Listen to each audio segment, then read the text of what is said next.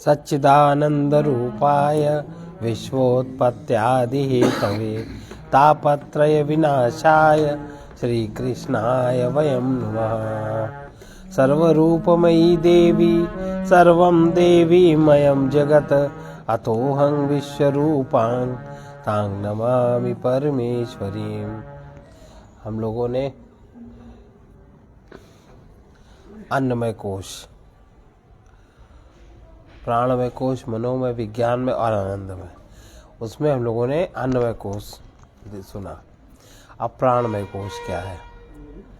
प्राणमय कोश माने जहाँ प्राण माने एनर्जी और नंबर दूसरा भाव शरीर।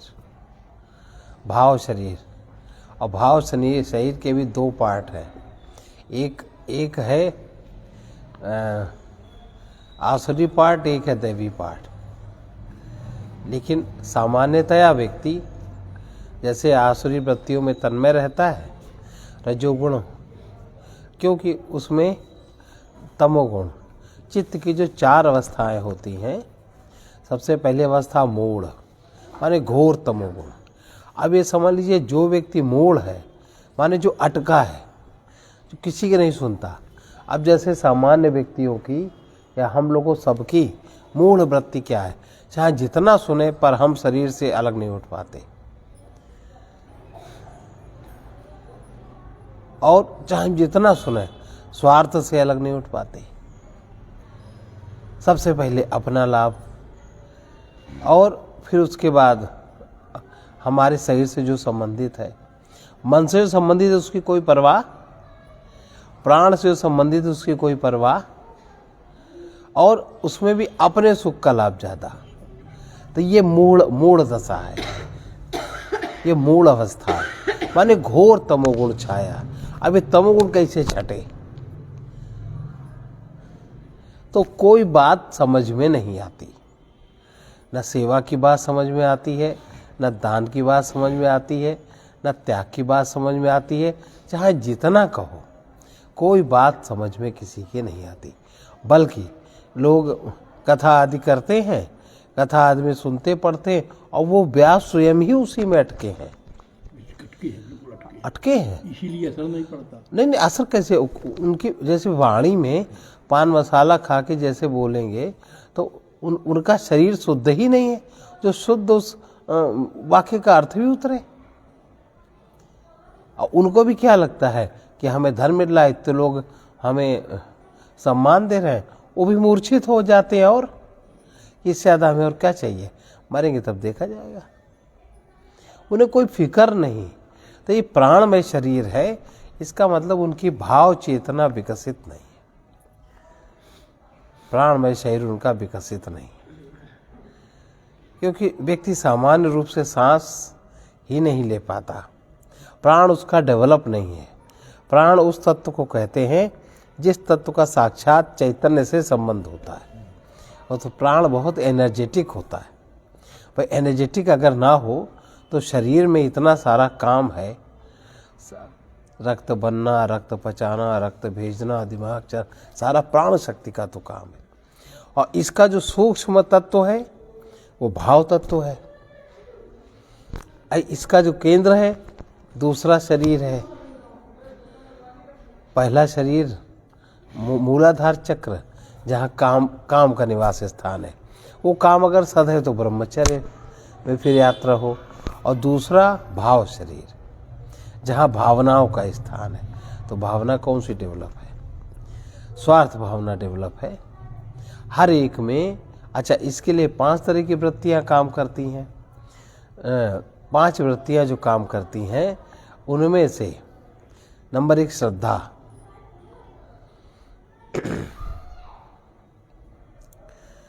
सबसे पहली वृत्ति है श्रद्धा। अब श्रद्धा होती तो सभी में है, सभी में श्रद्धा प्राकृतिक रूप से पाई जाती है। 3 प्रकार की श्रद्धा, सात्विक, राजस, तामस। पर श्रद्धा और नंबर 2 विवेक, प्रज्ञा। चौथा कौन सा है? विवेक, श्रद्धा, धृति, विवेक, प्रज्ञा एक और है। ये 5 वृत्तियां मन में काम करती हैं और 4 चित्त में काम करती हैं। तो मूढ़ वृत्ति माने मूढ़ता। हम अपनी अटकाहट, हमने जो मान लिया, अब इसमें मन काम करता, हमने जो मान लिया वही सत्य, हमने जो नहीं माना वो नहीं सत्य। तो जितना ज़्यादा तामसी वृत्ति से ग्रसित व्यक्ति है वो उतना ही ज़्यादा जड़ स्थिति में है। दूसरी वृत्ति है मूढ़ और दूसरा है क्षिप्त। क्षिप्त तमोगुण और रजोगुण मिश्रित व्यक्ति है। हर जगह बाहर चित्त की वृत्ति बाहर ही खोजती रहती है कि कहाँ हमें सुख मिले, सुख मिले, वहीं हमें सुख मिले, और वहीं वो। और तीसरी वृत्ति है विक्षिप्त, घोर रजोगुण, उसमें थोड़ा सा तमोगुण। विक्षिप्त है हर प्राणी। कैसे कैसे? मोह वाला कितना विक्षिप्त, लोभ वाला कितना, लोभ में विक्षिप्त है, लोभ वाला लोभ में, मोह वाला मोह में, काम वाला काम में। ये रजोगुणी वृत्तियां हैं, तमोगुणी रजोगुणी वृत्तियां हैं। अब जो चौथा स्तर है एकाग्र का, उसमें सत्व गुण होता है। सत्व गुण में एकाग्रता होती है। और निरुद्ध, ये तीनों गुणों से ऊपर मेहनत करनी पड़ती है। और ये सब कोई समझता नहीं। दीदी समझे कि आप परिवार में घर में रह के ही वहाँ वातावरण ऐसा खराब हो जाता है। ये बात नहीं है। देखो, ये तुम्हारे ही पुण्यों पर निर्भर है कि आपको कोई बताने वाला नहीं मिला। बताने वाला ये व्यक्ति, ये जीव का ही पुण्य है कि जीव के भाग्य के अनुसार उसके संबंधी मिले। अब संबंधी उसी की वृत्ति के अनुसार तो होंगे। जैसे उसकी वृत्ति वही तो वातावरण चुनेगा, जैसे उसके कर्म वही वातावरण चुनेगा, उसी परिवार में उसका जन्म होगा। अब उस परिवार में भी तुमने गड़बड़ कर दी पैदा होके, द्वेष, बेईमानी, राग सही नहीं, तो और नीचा परिवार तुम्हें मिलेगा। ये है, इसमें दूसरे की बात नहीं। वो तो कहीं तुम अपने ही पुण्यों के द्वारा अनुकूल परिस्थिति मिलती है, अपना ही पुण्य सा। और पुण्य हम करना चाहते नहीं। ज्यादा में माताओं को सेवा का अधिक अवसर है, और लेकिन क्या कहती कि हम नौकर बन के आए जो हम सबका यही करते रहे। क्या हम नौकरानी है? ये अक्सर, नहीं तो हमें अलग कर दो, और अलग 2 पर 2 रहे। तो तुमने भी पति को कोई सेवा नहीं करी। पति को तुमने गुलाम बनाने, 4 लोगों के बीच में पति को गुलाम नहीं बना सकती थी, अलग तुमने उसको गुलाम बना लिया। तुमने तो अपने और पुण्य छीण कर लिए। अब ऐसे में अगर बच्चे पैदा हुए, बच्चे 18 साल बाद एकदम विपरीत आपसे, एकदम विपरीत। अब रो खून के आंसू। तो ये मूढ़ व्यक्ति को ये सब समझ में नहीं आता। ये मूढ़ता, तामसी वृत्ति। तो ये प्राणमय कोश, और मूढ़ता में भाव तो होता ही नहीं है, भावना नहीं होती उसमें। तो उसका जो दूसरा शरीर है, जो प्राणमय कोश है, बहुत मंद होता है। प्राण शक्ति उसमें बहुत धीमी होती है। तो उसके जो अन्य प्राण भी हैं, प्राण, अपान, समान, उदान, व्यान, वो भी ढंग से काम। जैसे बहुत लोगों को देखा होगा, जरा सी बात होए, उनका ब्लड खराब हो गया, बुखार आया, कहीं ब्लड टेस्ट कराओ। जरा सी बात है, कहीं छाती खराब हो गई, जरा सी, ये प्राण शक्ति की कमी। मतलब दूसरा वातावरण का अटैक तुरंत तुम्हारा शरीर से ग्रसित हुआ, क्योंकि अंदर विकार है। अगर अंदर वही भाव हो, शुद्ध भाव हो, तो जैसे आग में सब जल जाता है, वैसे भाव में सारे दोष चलने लगते हैं। दोषों का स्थान आपका भाव शरीर है, जिसका मूल बीज है वंग, जल तत्व है। उसमें भाव प्रभावित होते रहते हैं। तो ईर्ष्या, द्वेष, कलह, क्रोध, निंदा, घृणा, ये तो भाव हैं। अभिनिवेश, अविद्या, अस्मिता, राग, ये तो हैं। लेकिन वो, क्योंकि जब तक उस स्तर के पुण्य नहीं होंगे, तब तक आप सोचो कि कुछ बात बन जाए सो नहीं बनती, सारी बात झूठ।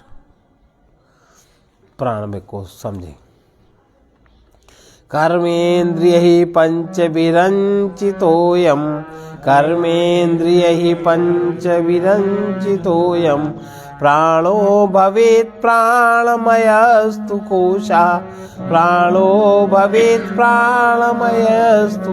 अच्छा, अब जिनका प्राण डेवलप नहीं है, जो मूढ़ है, तो भाव से जिनका डेवलप नहीं है, और डेवलप है एक तत्व, ईर्ष्या द्वेष काम क्रोध, ये इतना ईर्ष्या, इतना क्रोध, इतना, ऐसे व्यक्ति में आलस बहुत होता है, काम ही नहीं करना चाहते, अपना ही काम नहीं करना चाहते, अपने घर का काम नहीं करना चाहते। जो थोड़े बहुत पुण्य है भोग से हो गए छीण, और फिर लगता है मजा। तो पुण्यवान व्यक्तियों के अलग लक्षण हैं, और जो पुण्यवान नहीं उनके अलग लक्षण हैं।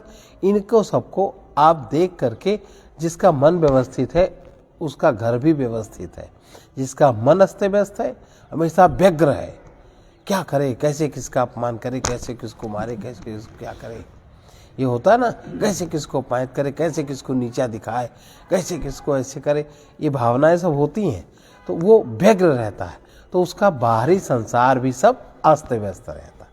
प्राण अस्त व्यस्त तो मन अस्त व्यस्त, मन अस्त व्यस्त वाणी अस्त व्यस्त, वाणी अस्त व्यस्त कर्म अस्त व्यस्त, और जब कर्म अस्त व्यस्त तो फल अस्त व्यस्त। ये है कर्मेन्द्रिय ही पंच विरंचितोयम, कर्मेन्द्रिय ही पंच विरंचितोयम, प्राणो भवेत् प्राणमयस्तु कोशा, प्राणो भवेत् प्राणमयस्तु कोशा, येनात्मवानन्नमयोऽन्नपूर्णा, येनात्मवानन्नमयोऽन्नपूर्णा, प्रवर्तते सौ सकल क्रियासु, प्रवर्तते सौ सकल क्रियासु। 5 कर्मेंद्रियों से युक्त, प्राणमय कोश में 5 कर्मेंद्रियां हैं, और मनोमय कोश में 5 ज्ञानेंद्रियां हैं। 5 कर्मेंद्रियों से युक्त ये प्राण है। कर्मेंद्रियां माने जो जो कर्म करती हैं। प्राणमय कोश कहलाता है जिससे युक्त ये अन्नमय कोश अन्न से तृप्त होता है। प्राणमय कोश से युक्त अन्नमय, जब प्राणमय कोश, प्राण जब ठीक होते हैं तो अन्नमय कोश को तृप्ति मिलती है। अन्नमय कोश में फिर कोई व्यथा कथा नहीं होती। तृप्त होकर अपने समस्त कर्मों में प्रवृत्त, अन्नमय कोश से तृप्त होकर अपने समस्त कर्मों में ठीक से प्रवृत्त होता है।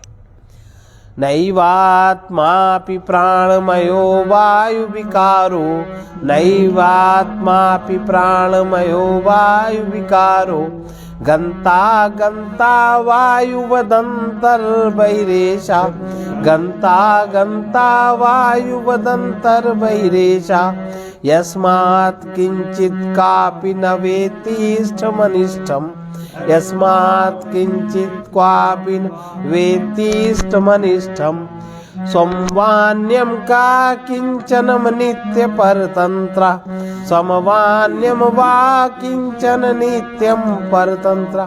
प्राण में कोश भी आत्मा नहीं, क्योंकि ये वायु का विकार है।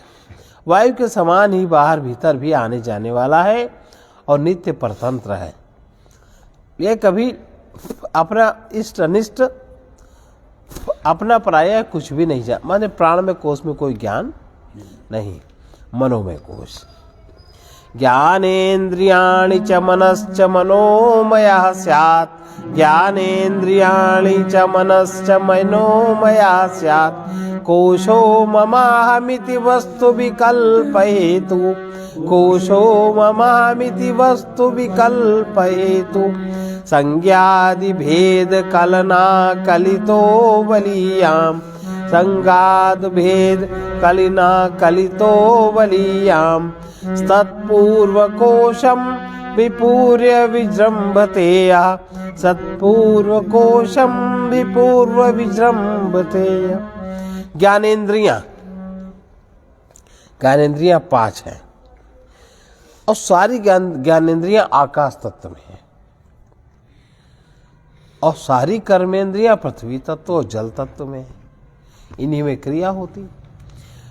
ज्ञानेंद्रियां और मन ही मैं मेरा आदि विकल्पों का हेतु है। मनो में कोश कहलाता है, जो नाम आदि भेद कलनाओं से जाना जाता है, और ये बड़ा बलवान है। मन ही तो बलवान है, मन ही सारा कुछ करता है। तथा पूर्व कोशों को व्याप्त कर, पूर्व कोश माने प्राणमय और अन्नमय कोशों को व्याप्त करके वो बहुत भारी सा स्थित है। पंचेन्द्रिय ही पंचभिरेव होतृभिः, पंचेन्द्रिय पंचभिरेव होतृभिः, प्रचीयमानो विषयाज्य धारया, प्रतीचमानो विषयाज्य धारया, जाज्वल्यमानो बहुवासनेन्दनैः, जाज्वल्यमानो बहुवासनेन्दैः, मनोमयादग्निर्दहति प्रपंचम, मनोमयादग्निर्दहति प्रपंचम।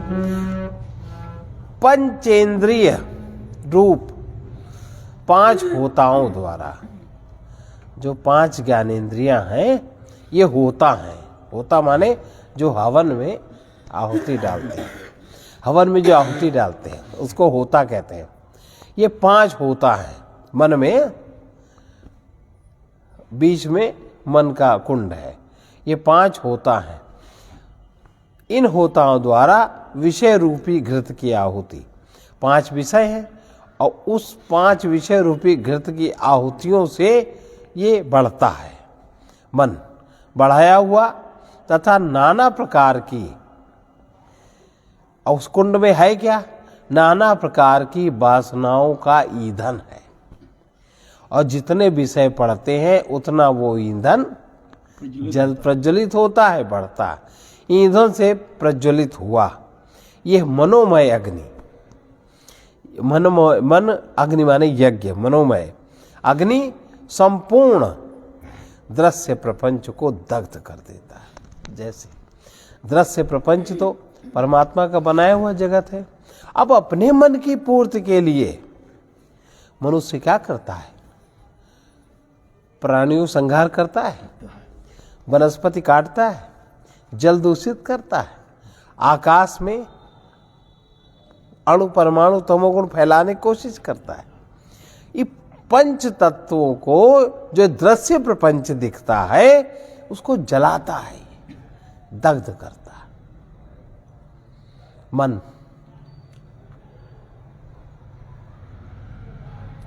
और जो दृश्य प्रपंच की व्यवस्था के लिए जो यथार्थदर्शी हैं, उन्होंने जो दृश्य प्रपंच की व्यवस्था आपके सुख के लिए करी है, उसको अपने मन का व्योत का बना के वो प्रयोग करता है, जो अपने मन को अच्छा लगे। उसमें भी दग्ध।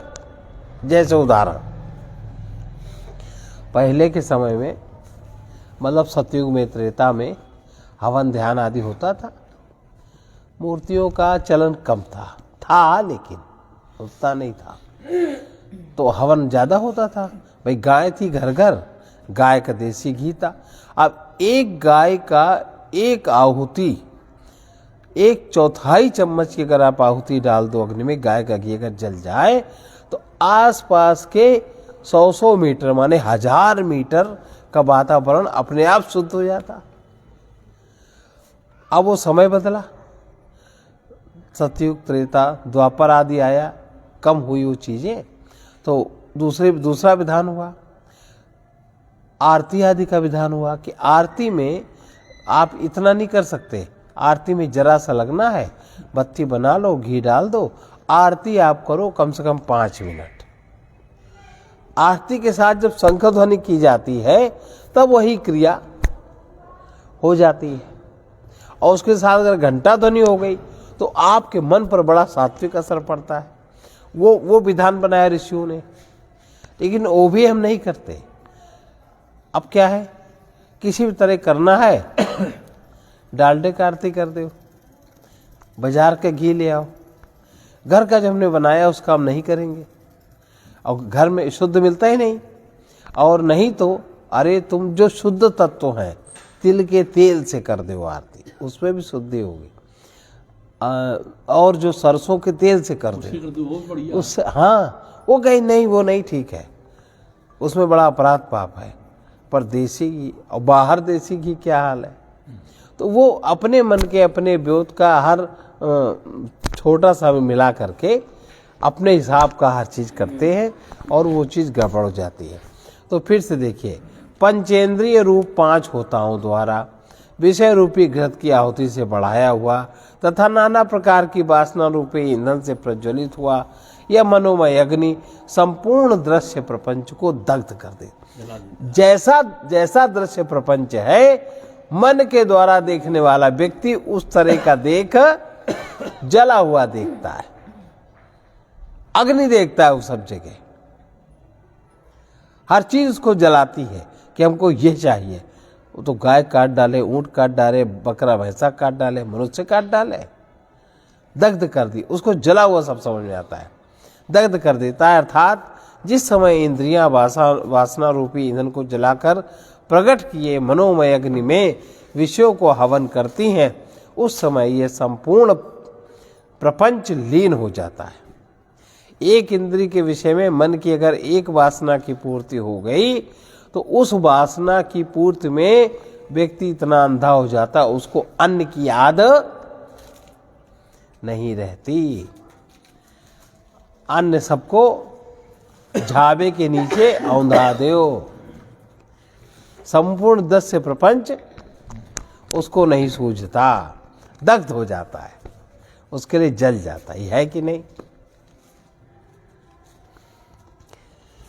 नयस्ते विद्या मनसोतिरिक्ता, नयस्ते विद्या मनसोतिरिक्ता, मनो य विद्या भवबन्ध हेतु, मनो य विद्या भवबन्ध हेतु।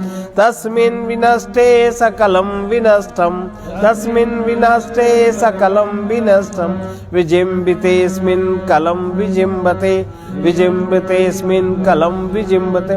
मन के अतिरिक्त अविद्या कुछ है ही नहीं। अगर अविद्या समाप्त करनी है तो एक महाराज जी का सूत्र, मन को न मानो मन की, मन ही अविद्या है। और हम लोग हर बात में हमारे मन ने ऐसा सोचा कि हम कर ले इसलिए हमने कर ली, और तुम्हारा गलत हो जाता है कि नहीं। मन के अतिरिक्त अविद्या और कुछ है ही नहीं। मन ही भवबंधन की हेतुभूत अविद्या है। भवबंधन की हेतुभूत अविद्या मन ही है। उसके नष्ट होने पर, मन अगर नष्ट हो जाए तो सारी अविद्या नष्ट हो जाती।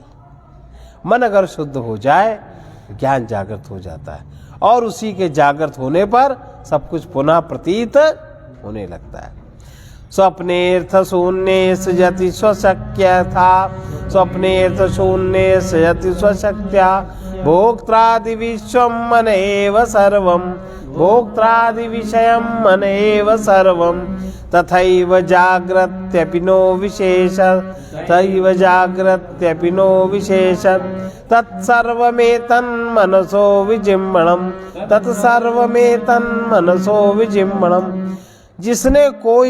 जिसमें कोई पदार्थ नहीं होता, स्वप्न अवस्था कोई पदार्थ तो नहीं होता, वहां पर मन अपनी शक्ति से संपूर्ण भोक्ता भोग्यादि प्रपंच की रचना कर लेता है। उसी प्रकार जागृत अवस्था में भी कोई विशेषता नहीं है। भाई इंद्रियों की शक्ति जागृत है, अंतःकरण शक्ति जागृत है, प्राण आदि सब जागृत है, तो आप जागृत में जागृत जो नित्य चेतना उसका अनुभव आपको क्यों नहीं होता। मन के ही पीछे तो नहीं होता।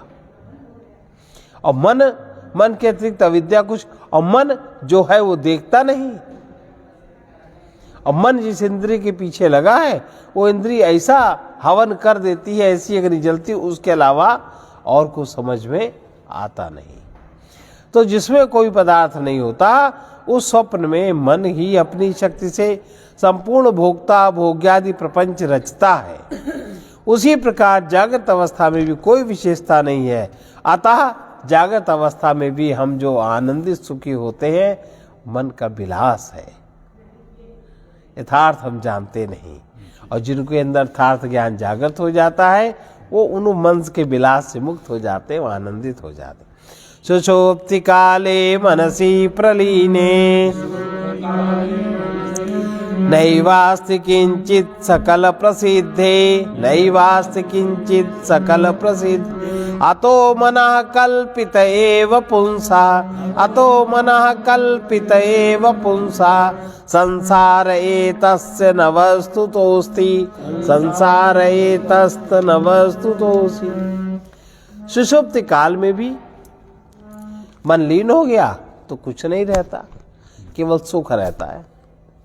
ये बात सबको विदित है। अतः इस पुरुष माने जीव का ये संसार, जीव का जो संसार है उसके मन की कल्पना मात्र है, वस्तुतः कुछ भी नहीं है। और जितने शरीर उतने मन उतने संसार, सबका अपना अलग है। और जिसमें अहंकार प्रबल प्रधान हो जाए उसका कार्य सबसे बड़ा। वायुना नीयते मेघा, पुनस्ते नैव नीयते, पुनस्ते नैव नीयते। मनसा कल्प्यते बंधो, मोक्षस्ते नैव कल्प्यते, मोक्षस्ते नैव कल्पते। मेघ वायु के द्वारा आता है और फिर बादल वायु के द्वारा आया और वायु के द्वारा ही चला भी जाता है। इसी प्रकार मन से ही बंधन की कल्पना होती है और मन हट जाए तो मुक्ति उसी जगह। देहादि सर्व विषय परिकल्प्यरागम, देहादि सर्व विषय परिकल्प्यरागम। बध्नाति तेन पुरुषम पशुवद गुणेन, बध्नाति तेन पुरुषम पशुवद गुणेन। वैरस्यमत्र विषयवत्सु विधाय पंचा, वैरस्यमत्र विषयत्सु विधाय पंचा।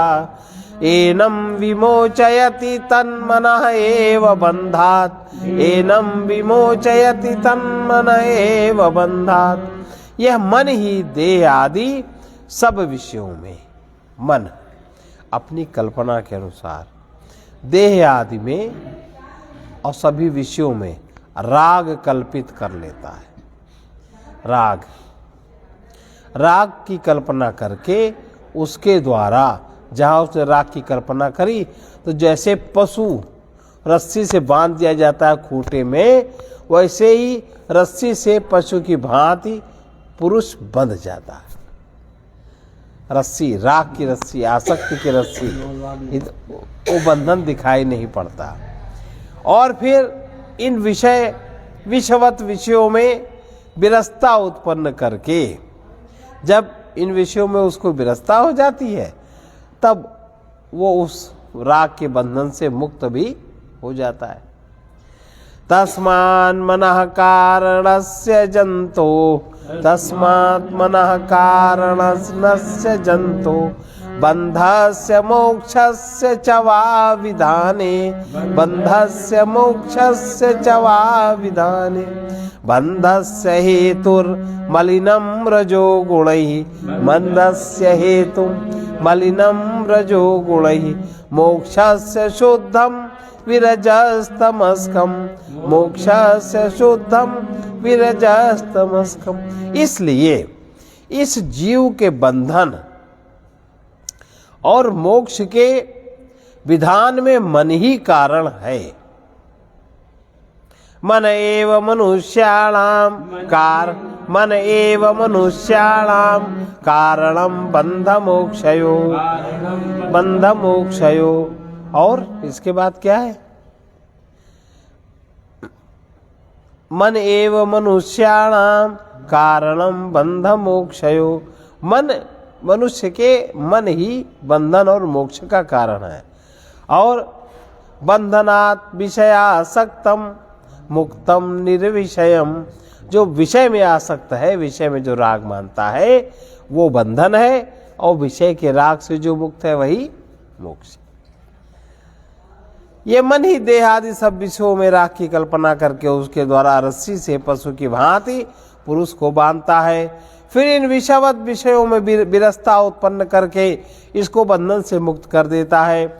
इसलिए जीव के बंधन और मोक्ष के विधान में मन ही कारण है। रजोगुण से मन मलिन होता है। रजोगुण से मलिन हुआ मन बंधन का हेतु और रज तम से रहित, तम और रज से रहित शुद्ध सात्विक मन ही मोक्ष का हेतु माना जाता है। विवेक, अब सत्वगुण कैसे बढ़ता है? कैसे बढ़ता है? सत्वगुण बढ़ाना है तो सबसे पहले विचारः परमं ज्ञानम, श्रद्धया परमं श्रियम। श्रद्धा से परम कल्याण होता है, विचार से परम ज्ञान होता है। विवेक वैराग्य गुणातिरेकात्, वैराग्य गुणातिरेका शुद्धत्वमासाद्य मनो विमुक्तै, शुद्धत्वमासाद्य मनो विमुक्तै भवत्यतो बुद्धिमतो मुमुक्षो, भवत्यतो बुद्धिमतो मुमुक्षो ताभ्याम दृढ़ाभ्याम भवितव्यमग्रे, ताभ्याम दृढ़ाभ्याम भवितव्यमग्रे। जिस मन में विवेक और वैराग्य जागृत, विवेक और वैराग्य के गुण बढ़ते हैं, उन गुणों से मन उत्कर्षता को प्राप्त होता है। मन अपने स्वरूप में आकर के ऊंचा हो जाता है, नीचे नहीं गिरता।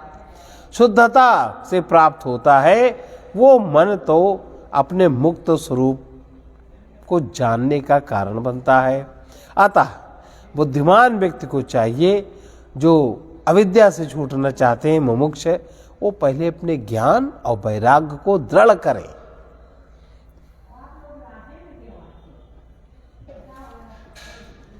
बंधाय विषयासक्तम, बंधन विषय नहीं बंधनकारी है, विषयों में आसक्ति, विषयों में राग बंधनकारी।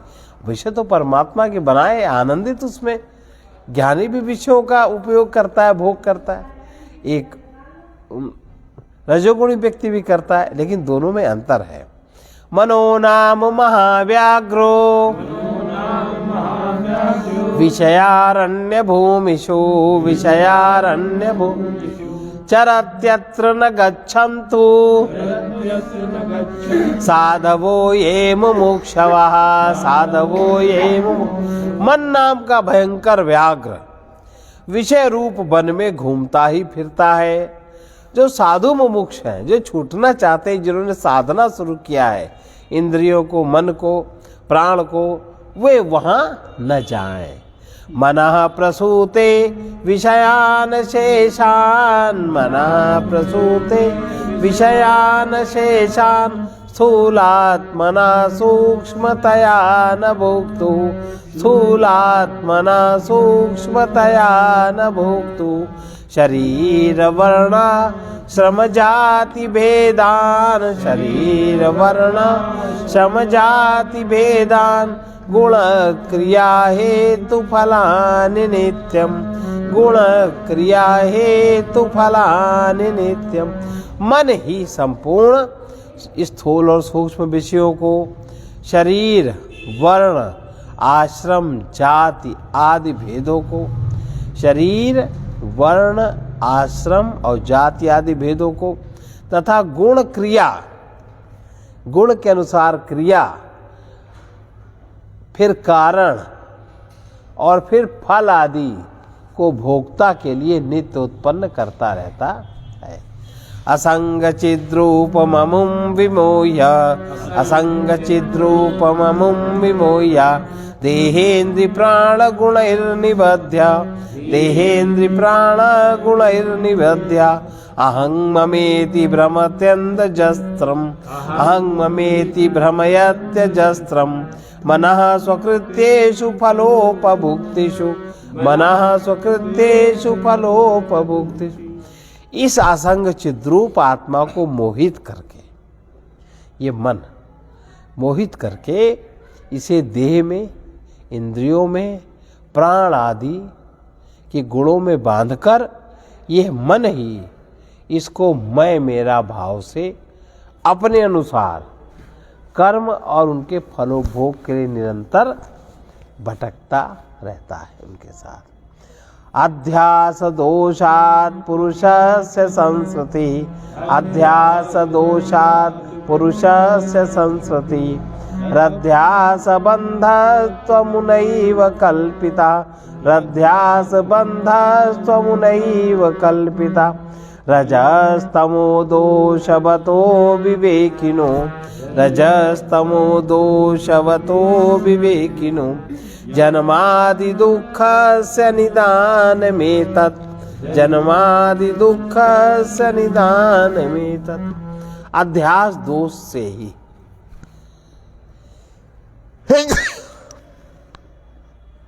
अध्यास दोष के कारण ही पुरुष को जन्म मरण रूप संसार प्राप्त। अगर अध्यास दोष मन में नहीं है तो शरीर मिलते भी हैं, शरीर छूटने भी हैं, लेकिन जन्म मरण रूपी दुख उनको प्राप्त नहीं होता। ये फर्क है।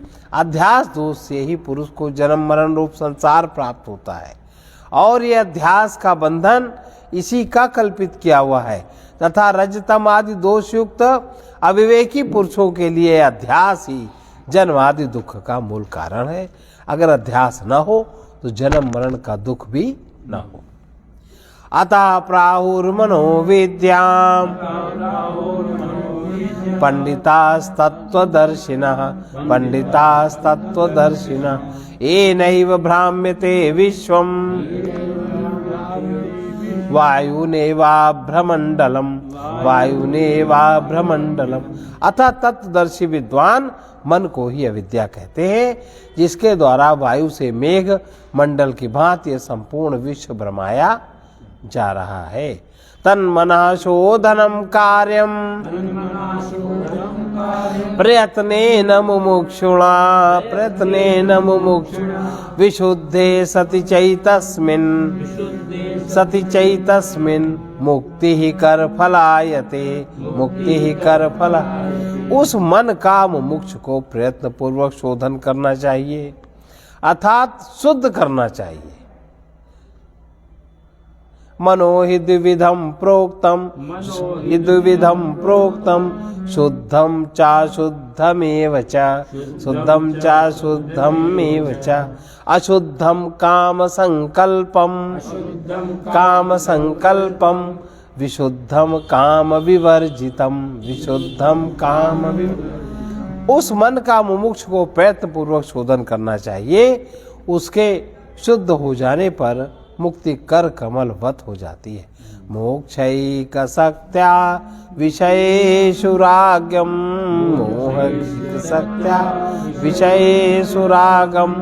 निर्मूल संन्यास च सर्वकर्म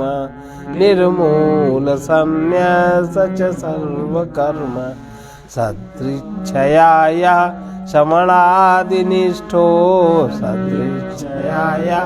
शमणादिनिष्ठो रजः स्वभावं सधुनोति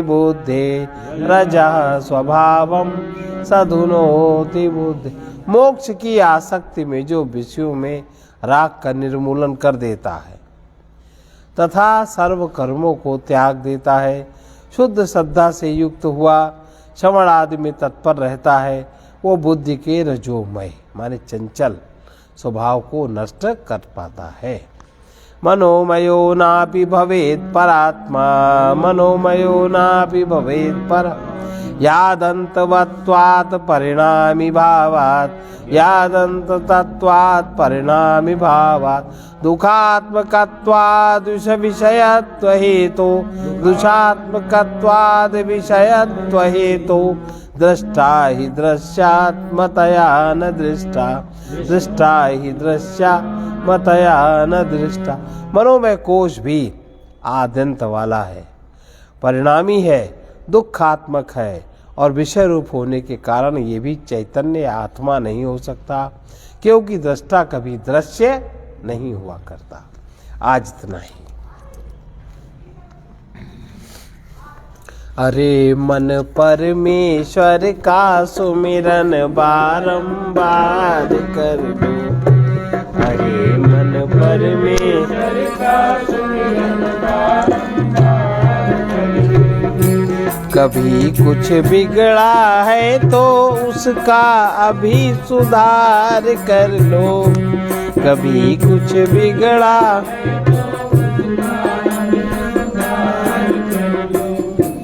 जिसे तुम अपना कहते उसके साथ सदा न रहोगे।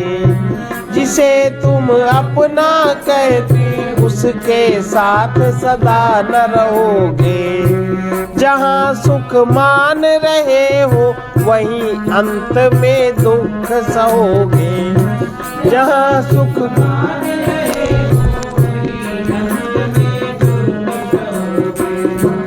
अभी अवसर है यदि सत्संगत से गुरु ज्ञान गओगे। अभी अवसर है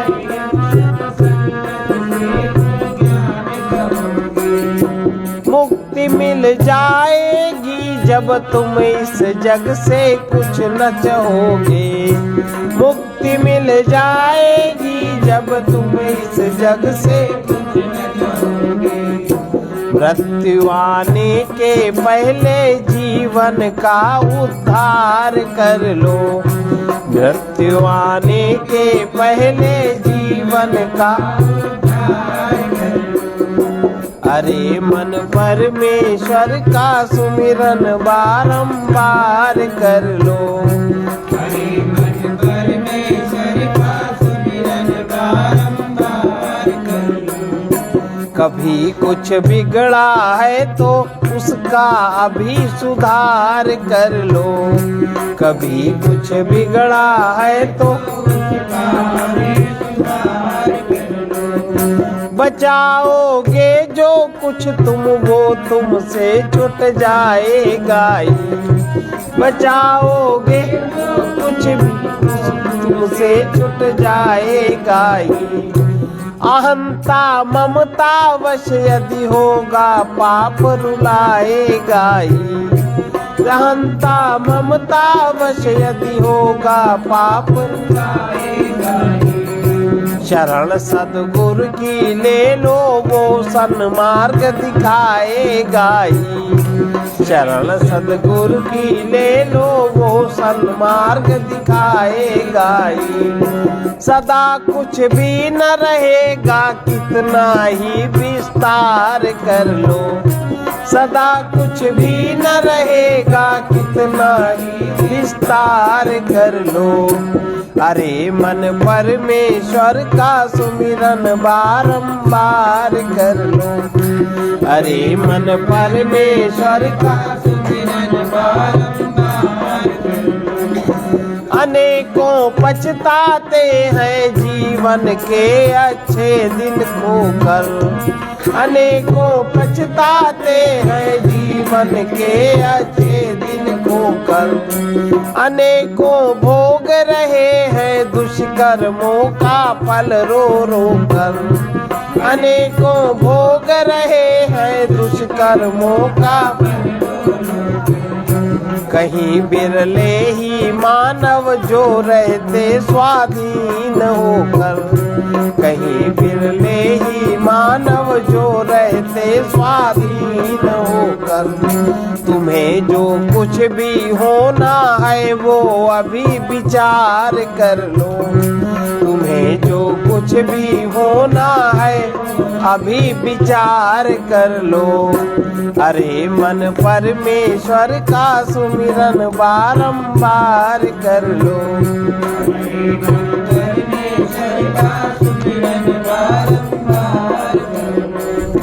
प्रेममय प्रभु को ही अब अपना सर्वस्व मान लेना। प्रेममय प्रभु को ही अब अपना सर्वस्व मान लेना। मोह ममता तज कर बस नित्य प्राप्त का ध्यान लेना। मोह ममता तज कर बस नित्य प्राप्त। दुख जिनसे होता उन दोषों को पहचान लेना।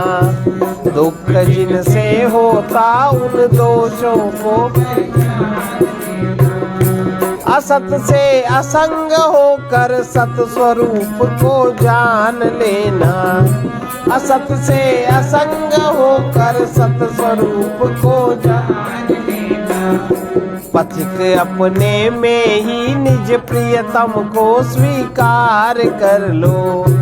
पथिक अपने में ही निज प्रियतम को स्वीकार कर लो।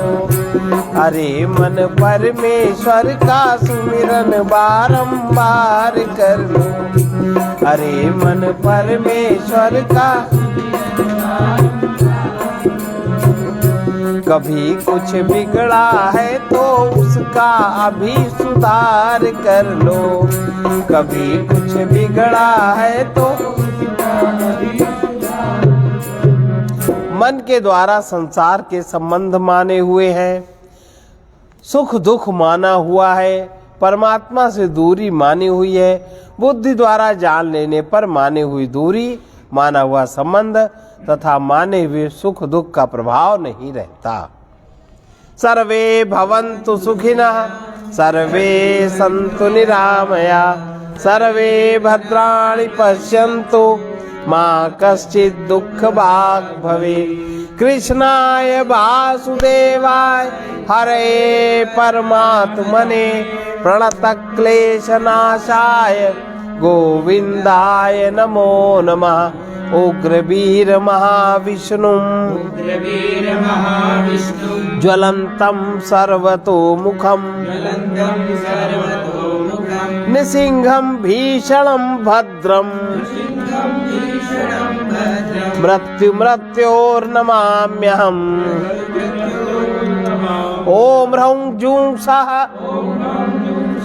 ॐ भूर्भुवः स्वः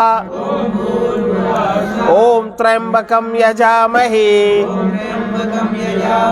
सुगंधिं पुष्टिवर्धनम्। उर्वारुकमिव बन्धनात् मृत्योर्मुक्षीयमामृतात्।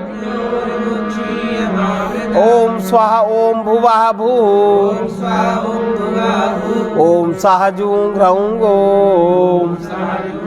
असतो मा सद्गमय तमसो मा ज्योतिर्गमय मृत्योर्मामृतं गमय। ॐ पूर्णमदः पूर्णमिदं पूर्णात् पूर्णमुदच्यते पूर्णस्य पूर्णमादाय पूर्णमेवावशिष्यते। ॐ शान्ति शान्ति शान्ति।